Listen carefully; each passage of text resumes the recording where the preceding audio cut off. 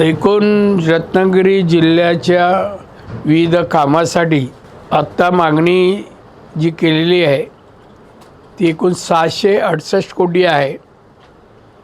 पण आत्ता परत एक मीटिंग होईल, त्याच्यामध्ये अर्थमंत्र्यांना भेटायला शिष्टमंडळ जाईल आणि 638 कोटी 68 ने 38 कोटी ची मागणी होईल।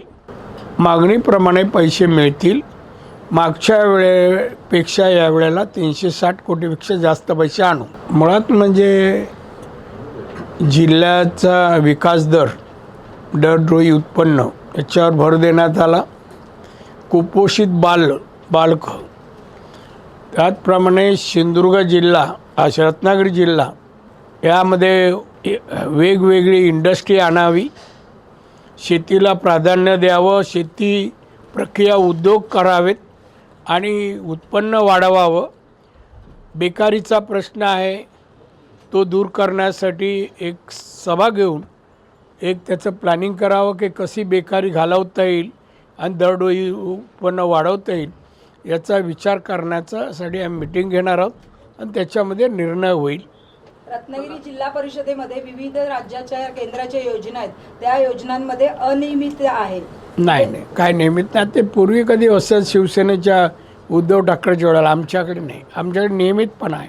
मुख्यमंत्री एकनाथ शिंदे सध्या समाधी अवस्थेमध्ये आहेत असं सांगितलं गेलं आहे। मुख्यमंत्रीपद मिळालं नाही, भाजपने त्यांना फसवलं असं सामनाने दावा केला। हे बघा, संजय राऊतचं वाक्य असे त्याला चांगलं दिसत नाही आणि त्यामुळे तो जो बातम्या देतो त्या सगळ्या खोट्या असतात, दिशाभूल करणारे असतात।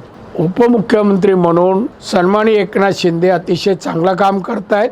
काही दिवस ते गप्प होते पण परत कामाला लागले आहेत आणि त्यामुळे जो शब्द तो वापरतो त्याला चांगलं दिसत नसेल ते एक दिवशी चांगलं बोलायला शिकू आम्ही। दादा, मुंबई गोवा महामार्ग 2027 पर्यंत होईल? त्याच्या अगोदर होईल।